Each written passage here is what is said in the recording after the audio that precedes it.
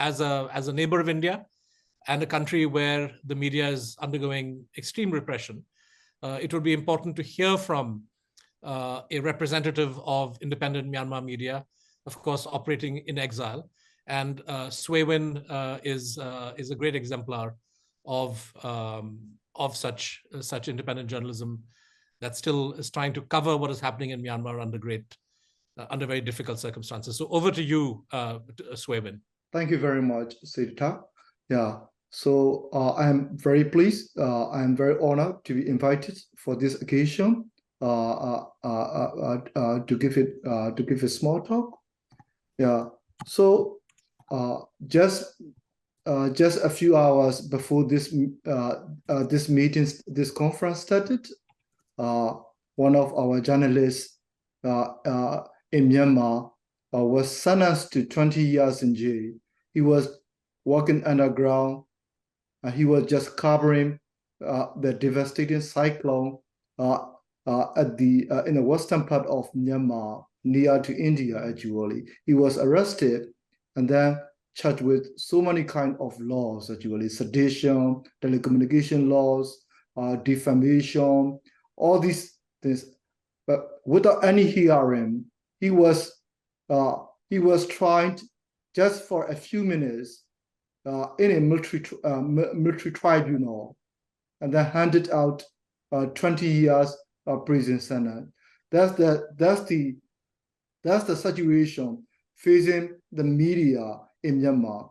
So Myanmar is right between India and China, and north of Thailand actually. But because of the insignificance, we are located in a very strategic geopolitical spot. But because of the insignificance of our country, actually, I think we did not manage to attract a lot of international attention after the military coup in 2021.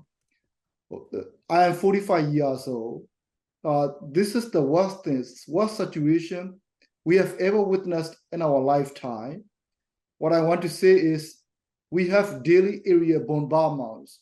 Jet fighters, 21st century jet fighters are making daily area bombardments on rural villages. And thousands of people were incarcerated, including dozens of journalists. So, for example, actually, for example, after the military coup, actually, they raided our office, and also they confiscated our houses, and then they would chase down even the immediate family members of us, etc. So what I want to say is, Myanmar, the neighboring country of India, has turned into a country very similar like North Korea in terms of the repression and also the brutality. A lot of brutalities are going on, but just because of the insignificance of our country, actually, on a geopolitical scale, we do not manage to attract a lot of attention. So that's what I want to say. I want to request all our colleagues. It's very difficult to collect news and information, but I want to request all my colleagues in the media industry around the world to be able to give a little bit more attention actually to what's going on in our country. That's what I want to say actually. So you cannot even go out with a camera in our country actually. So that's the situation. So there are two challenges actually facing us. The first challenge is the repression, the obvious repression. The second is the financial constraint. Financial constraint actually, no, we cannot generate any kind of revenues from the advertisement because we are already outlawed. All the local businesses, will not want to advertise with any outlaw organization. That's the situation actually. We receive a bit of money, not a bit of money actually, sometimes substantial amount of money actually, from certain government like the US or, etc., but in some circumstances, we feel that actually, there are a lot of contractors actually, in the name of media development, who just sees us actually, as the pawns actually, as the causes for revenue generation, for dancers actually, the international development assistance is coming to tribal countries like ours actually, in the name of media development. But we did not really much of the money actually going to the intermediary media development organizations based in Europe or in the United States. We will receive only a small chunk. If you give $1 million, all these media outlets in Myanmar try to tell me that they will receive like a few $1,000 or maybe $10,000 at most, something like that. We will only receive a very small percentage, the direct support.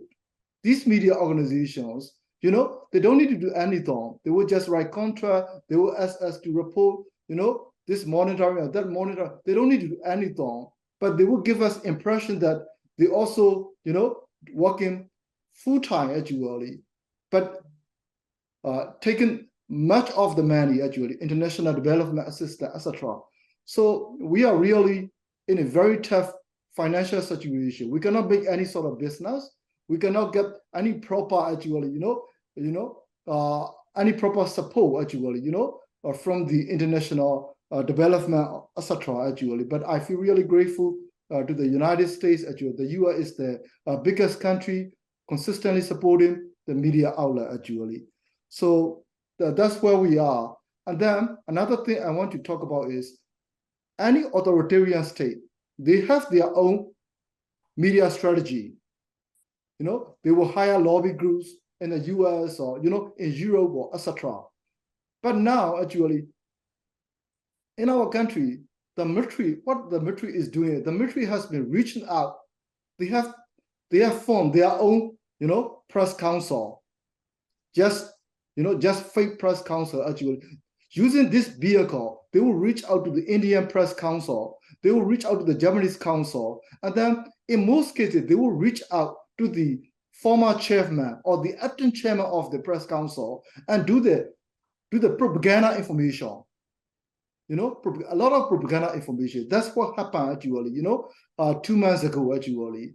They invited the former, chairman of the Japanese Foreign Correspondent Club to Myanmar, and then they will give just the propaganda interviews actually. They will even share, a breaking lead, a scoop about the meeting between Aung San Suu Kyi and the Thai foreign minister, and then that so-called journalist who chair as the, who chair the Japanese Foreign Correspondent Club. He has a small website actually, and then he will write all these actually trashy news pieces actually, promoting the junta's narrative. And the similar thing happened actually with India. They invited the Indian chairman of the Foreign Correspondent Club to Myanmar, etc. There is some sort of backlash back in India actually. The military junta is doing all it can actually, to disinform what's going on in our country. So I really want to request actually, to be mindful of this situation as well. Thank you very much. Thank you very much, Swe Win of Myanmar Now, for addressing the M20 gathering. And I'm sure what you've said has been duly noted by our colleagues around the world.